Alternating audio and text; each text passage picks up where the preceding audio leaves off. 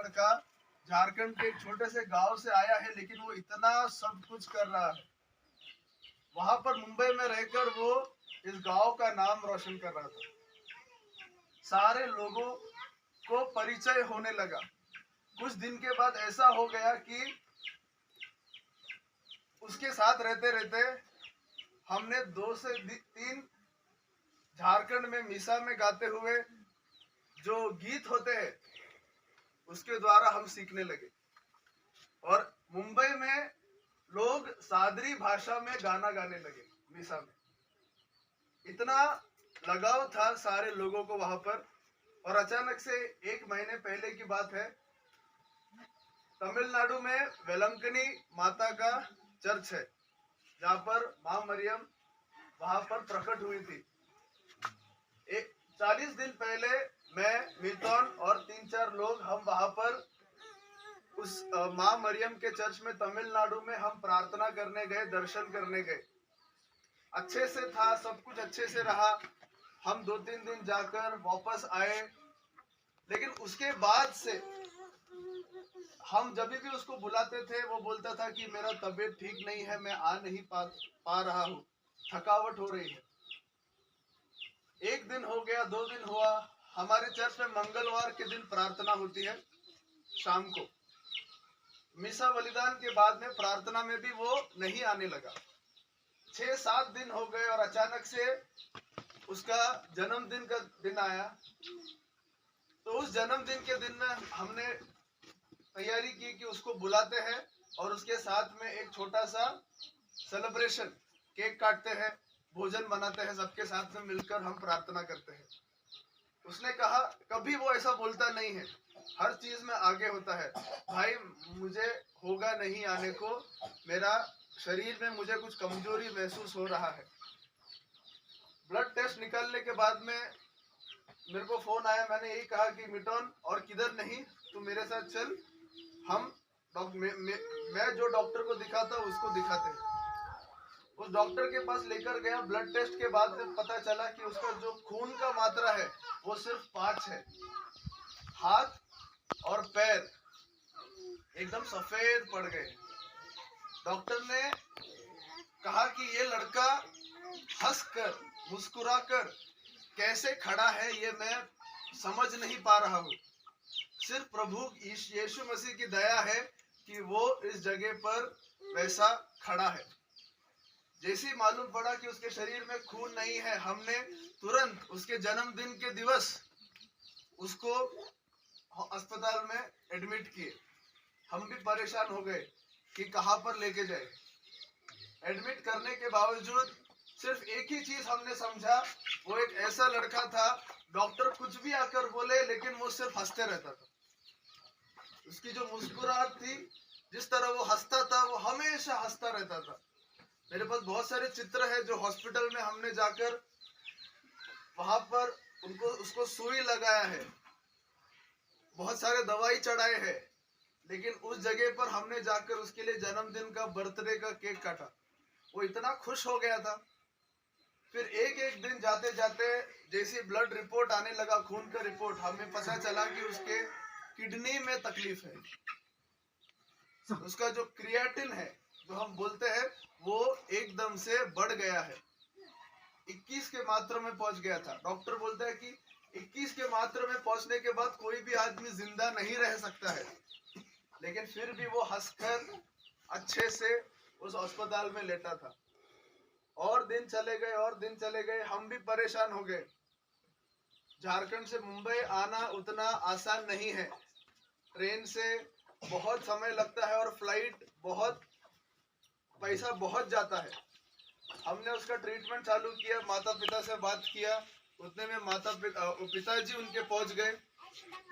Hospital में जाने के बाद उसका ट्रीटमेंट शुरुआत हुआ। डॉक्टर ने कहा कि उसको डायलिसिस करना पड़ेगा, उसके शरीर से खून को पूरी तरह से बदलना पड़ेगा। तो खून को बदलने लगे। खून का एक बोतल, 2 बोतल, 3 बोतल हम चढ़ाने लगे। धीरे धीरे धीरे धीरे उसका शरीर में वापस से वो पुराना जान और वो ताकत आने लगा। जैसे वो हो गया, कुछ दिन के बाद वहां से हमने एडमिट किया, डिस्चार्ज लिया अस्पताल से। एक छोटा सा घर हमने देखा ताकि उसको आने जाने में बहुत आसान हो। लेकिन जैसे हम वहां पर पहुंचे, वो घर लेके घर का भाड़ा डिपॉजिट भरा, शाम के दिन डॉक्टर से बात किया कि उसे वापस से चेकअप के लिए लेकर आइए। जैसे हम चेकअप करने के लिए दूसरे अस्पताल में लेके गए, उतने में वापस से रिपोर्ट आने लगा कि उसके शरीर में इन्फेक्शन बढ़ रहा है।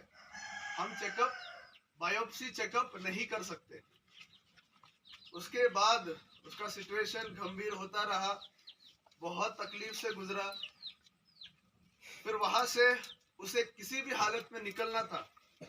वो बोला कि मुझे यहाँ से आप लेकर जाओ, मैं घर जाना चाहता हूँ, मैं मेरे गांव में जाना चाहता हूँ।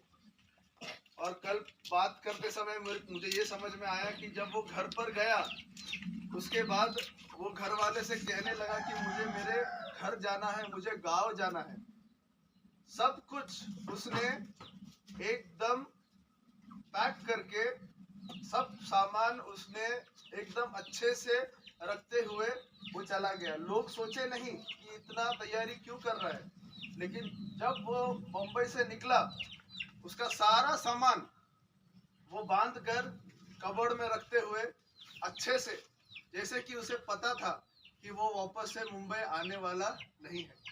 जाते जाते उसने कहा कि मैं आज के बाद कभी मुंबई वापस लौटूंगा नहीं। ये उसका आखिरी शब्द था। हमें बहुत डर था कि क्या करे, कैसे करे, झारखंड आने के बाद कैसे हो, क्या हो। बहुत सारे लोग मिटन के लिए वहां पर प्रार्थना कर रहे। जैसे ही मालूम पड़ा, बहुत सारे लोग कल शाम को इकट्ठा हुए। वो लोग भी एकदम डर गए कि इतना प्यारा सा बच्चा जो हमेशा हंसता रहता है, अचानक से उसको क्या हुआ। धीरे धीरे फिर हम झारखंड लाए, ट्रीटमेंट होता रहा और अचानक से उसने एक ही चीज उसके पिताजी ने बताया, सबसे माफी मांग रहा था वो, अगर मैंने कुछ गलत किया है तो मुझे माफ करो। भाई लोग से बोल रहा था माफ करो। जितना भी उसका चित्र है, मेरे पास बहुत सारा चित्र है, हर इसमें वो मुस्कुराता रहता है। कल हमारे टीम में से एक बहन थी, उसके साथ व्हाट्सएप पे उसने बात किया, अगर मैं ठीक हो जाऊंगा तो मैं वापस आऊंगा। उसे पता था कि वो प्रभु यीशु के पास जाने ही वाला है। वो लड़का, उसको पुरोहित बनना था। प्रभु यीशु ने उसको खुद अपने पास लेकर आए। बहुत कोशिश किया हमने, बहुत सारे ट्रीटमेंट के लिए बहुत सारे डॉक्टर से बात किए, लेकिन जो प्रभु यीशु के हाथ में, हम कुछ नहीं कर सकते। तो आज छोटे से लड़के से हम सीखते हैं कि कितना भी तकलीफ हो, कभी हिम्मत नहीं हारना है, मुस्कुराते रहना है, मरते दम तक। आज भी उसके शरीर पर आप देखो, अभी भी वो हंस हंस के वहां पर बैठा है। आप सबसे विनती करता हूँ कि आप हर दिन मिटन के लिए प्रार्थना कीजिए, उसके परिवार के लिए प्रार्थना कीजिए। 21 साल की उम्र का छोटा सा लड़का घर से चला जाता है, बहुत बहुत तकलीफ होता है। जितना वो उसके घर से प्रिय था, मेरे करीब, हमारे घर के करीब, हम सबसे करीब बहुत ज्यादा था।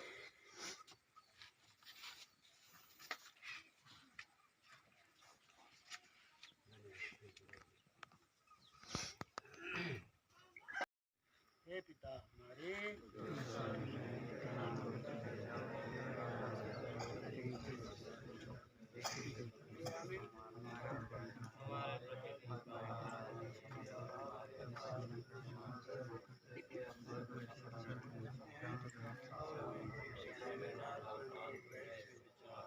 प्रणाम मरिया,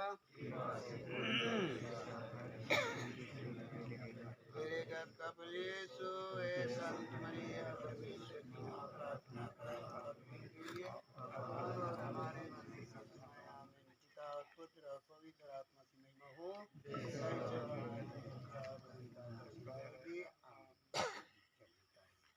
कोई गीत गा सकते हैं, दफन समय का गीत, पंजाबी हो, हिंदी हो, शादी हो, देखने के लिए।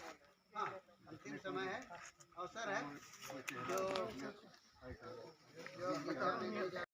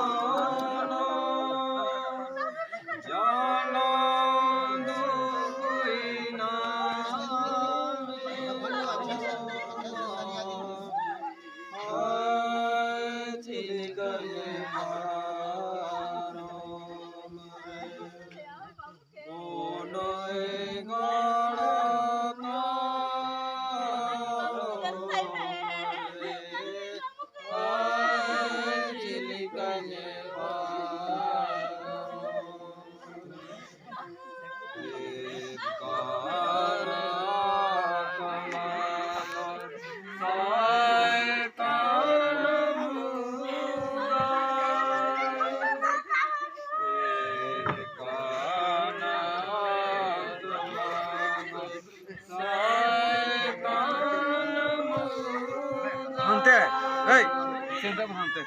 Auri auri. Mani ka utane. Auri auri. Bida me hante.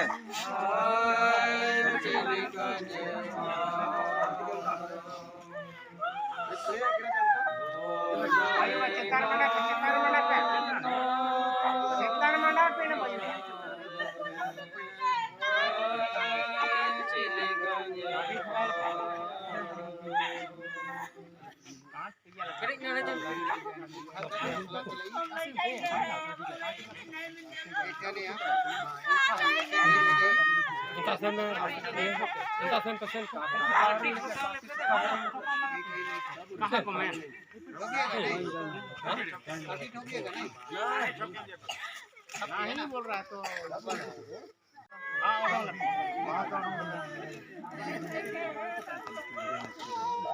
इसको अरे उसको बाद में डालिए कवर के ऊपर देंगे ऊपर में रख बराबर पे बराबर पगा काटी लेते रहते काटी हमसे इधर में दिन में कुछ इनका पैसा पे जिलिंग का काटी लेते सब अरे और उड़ी काटे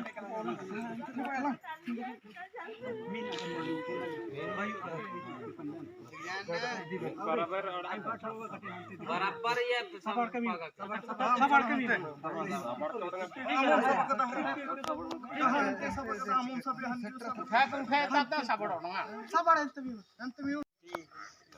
अब अपने संतों की संगति में इनका स्वागत कर।